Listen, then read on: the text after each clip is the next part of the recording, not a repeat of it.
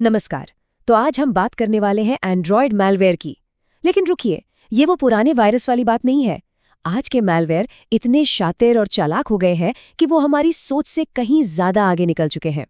चलिए, आज इसी खतरे की गहराई में उतरते हैं और देखते हैं कि ये कितना बदल गया है। जरा सोचिए, एक शादी का इनविटेशन और आपका पूरा बैंक अकाउंट खाली।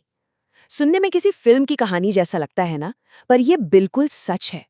और यहीं से शुरू होती है वंडरलैंड नाम के एक बहुत ही खतरनाक मैलवेयर की कहानी। तो चलिए बात करते हैं इस वंडरलैंड की। ये कोई परियों की कहानी नहीं, बल्कि एक नया एसएमएस चुराने वाला मैलवेयर है। और इसका निशाना कौन है? उज़्बेकिस्तान में आम मोबाइल यूजर्स। तो आखिर ये वंडरलैंड ऑपरेशन है क्या? देखिए, इसे ट्रिकी वंडर्स नाम का एक ग्रुप चला रहा है। और ये इतना शातिर है कि ये गूगल प्ले अपडेट, कोई वीडियो, फोटो या जैसा हमने पहले कहा, शादी के कार्ड के भेष में भी आ सकता है। इसे नकली वेबसाइट्स, सोशल मीडिया एड्स और टेलीग्राम के जरिए इतनी चालाकी से फैलाया जाता है कि इसे पहचान पाना लगभग नामुमकिन हो जाता है। और यहीं पर हमें समझना होगा कि मैलवेयर कितना बदल चुका है। देखिए, पुराने वायरसेस वो सीधे साधे थे, आसानी से पकड़ में आ जाते थे। लेकिन आज के मैलवेयर जैसे कि वंडरलैंड, ये बहुत ही गुप्त तरीके से काम करते हैं और ये किसी खास टारगेट को ही निशाना बनाते हैं। ये सिर्फ फोन में पड़े नहीं रहते, बल्कि एक जासूस की तरह एक्टिव होकर डिवाइस पर पूरा कंट्रोल कर लेते हैं। तो सवाल ये है कि ये मॉडर्न डिजिटल डकैती, ये पूरा का पूरा अटैक आखिर काम कैसे करता है? आइए इसके हर एक कदम को बारीकी से समझते हैं। तो होता यह है कि अटैकर पहले एक नकली ऐप भेजता है जिसे टेक्निकली ड्रॉपर कहते हैं। ये एक मुखौटे की तरह है।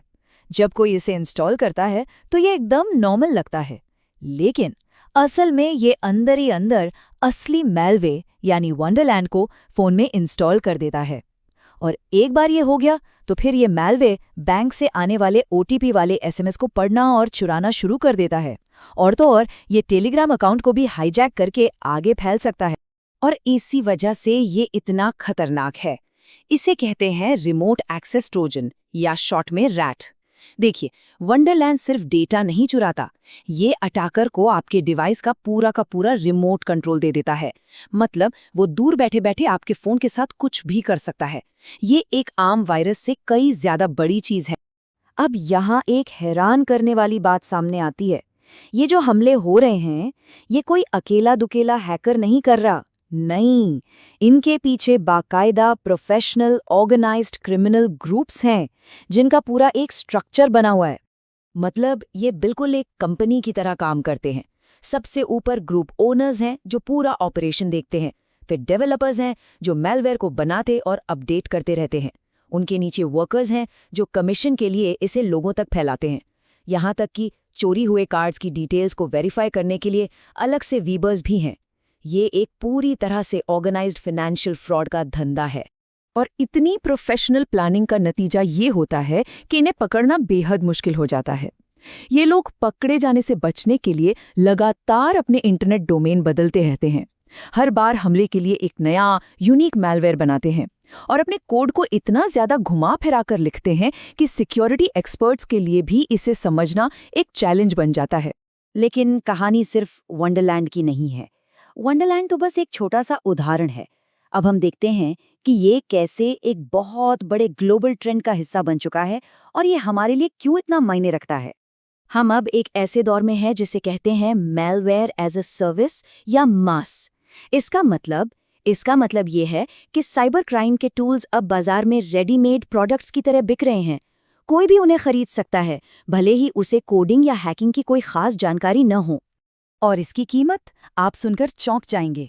सेलिक नाम का एक बहुत ही ताकतवर रैट, उसका लाइफ टाइम लाइसेंस सिर्फ $900 में मिल रहा है। ये दिखाता है कि कितने खतरनाक हथियार अब कितनी आसानी से किसी के भी हाथ लग सकते हैं। सेलेक्ट जैसे मैलवेयर की ताकत तो और भी डराने वाली है। जरा सोचिए, ये आपकी स्क्रीन पर जो भी हो रहा है उसे लाइव देख सकता है। आप जो भी टाइप कर रहे हैं उसे रिकॉर्ड कर सकता है।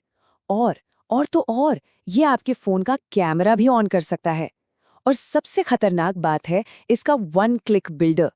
इसकी मदद से कोई भी किसी असली ऐप के अंदर इस मैलवेयर को छिपाकर एक नया नकली ऐप बना सकता है, बस एक क्लिक में।